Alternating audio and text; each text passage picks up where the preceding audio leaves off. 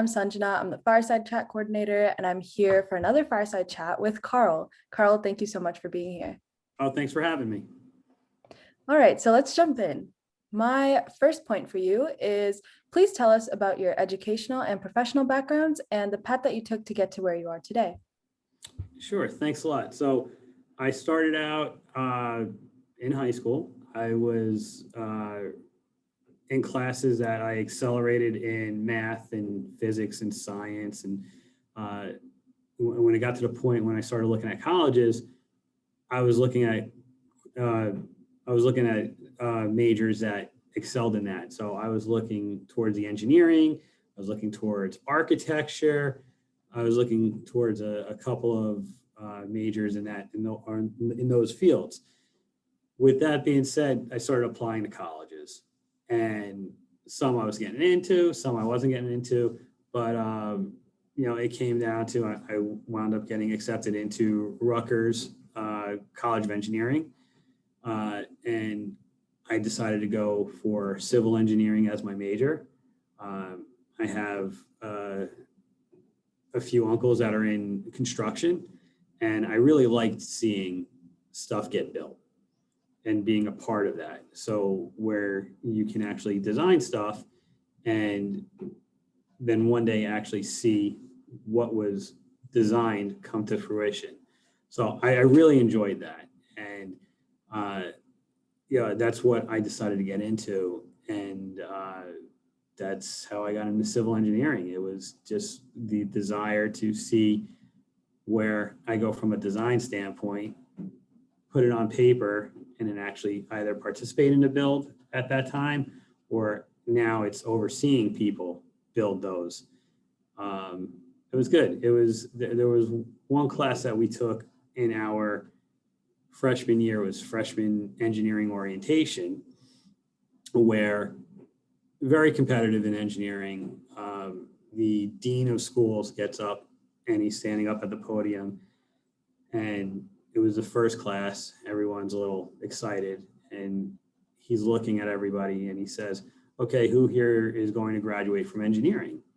And of course, everybody raises their hand. And he goes, all right, look to your left, look to your right. If you're passing engineering and you're graduating, the other two are failing out.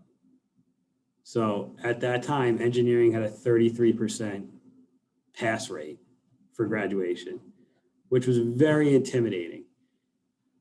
As we move forward throughout freshman year, sophomore year, junior, people started dropping off.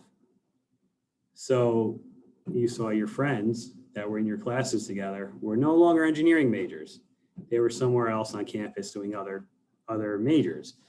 And at that time, it just got me to thinking that when I graduated, what a sense of pride I had in myself for sticking it through, passing, doing what we had to do to get those courses and pass the first step into becoming an engineer. So it was pretty interesting, and a bunch of late nights with studying. So it was good. Wow, that's crazy. It's good though that you were able to genuinely find something that you loved and then see it through, and now you're working in the field. So that's really awesome. Thanks. All right. So my second question is, did you have any significant extracurricular experiences in high school or college that helped you later on in your career? So a few things.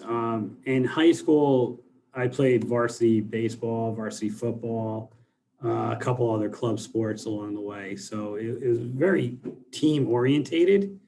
And when you get into your college courses, especially your lab work, and then later on in your career, a lot of your work that you do is team orientated.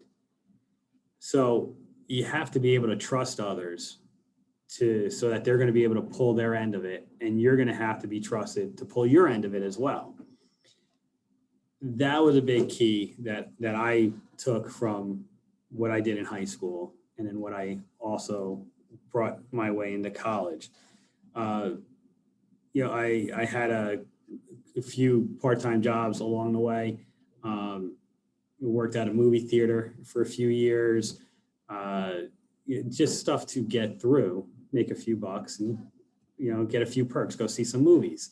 So it was part of that was just same thing, taking the lead on a few items. So some things you would take the lead and you're running everything, and others you have to coordinate with someone that is the leader of that and be able to take direction. So the biggest thing that I found was, if you're able to communicate, if you're able to coordinate with others and work well with others and respect their opinions, things are going to get through a lot quicker and a lot easier. Many hands get a lot of things done. But if you're only depending on yourself and you're trying to do it yourself, all by yourself, I'm not saying that it can't be done. It's just going to take a longer stretch. So teamwork, it's great. Yeah, 100%. And I'm sure students listening in can also relate to being on a team or being a part of a club and being on a team in that club or something like that. And it really goes to show that all those experiences accumulate, and it really helps in the future with teamwork in the real world. So it's great that you brought that up. All right. So my last question is, what advice would you give to young people who will be embarking on their professional lives soon? Be patient. Everyone's trying to rush and get through. Just be patient. It's going to come. Put in your hard work, dedicate your time to it, get to learn your craft as best as you can. In order to be the best at something, you need to put the time in. You need to go out and actually try stuff. You're going to fail. Without a doubt, you're going to fail. It's okay, because it's not failure, it's a learning experience. So what do I mean by that? Let's say you start doing something and it doesn't work right away. All right, learn from that so that the next time that you do it, you're able to take 2 more steps forward. You fail again. Well, okay, you got up to that certain point, take another step forward. So I like using the term failing forward. So you use it to the point where you're able to learn from basically your past failures to just keep moving forward. Not everyone's going to take that and run with it. Some people want instant gratification. It doesn't work that way. With where I am in engineering, I'm a licensed civil engineer. I'm a professional engineer, a professional planner, a certified municipal engineer, a certified public works manager. So those 4 licenses I hold. And with those, it took time to do it. So for your professional engineering license, after I graduated Rutgers, I had to take a test. It's called an engineer in training test. Right now they call it the FE, but it was engineer in training at the time, EIT. I take that test, and that is everything cumulatively that I learned in college. I take an 8-hour test on. Pass that.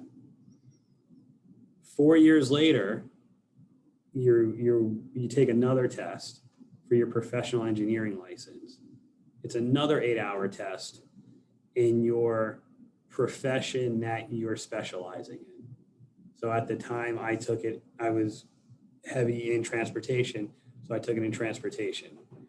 So as you can see, in order for me to get to where I was in college with the engineering bachelor's of science degree to where I was actually a licensed engineer, it did not happen overnight.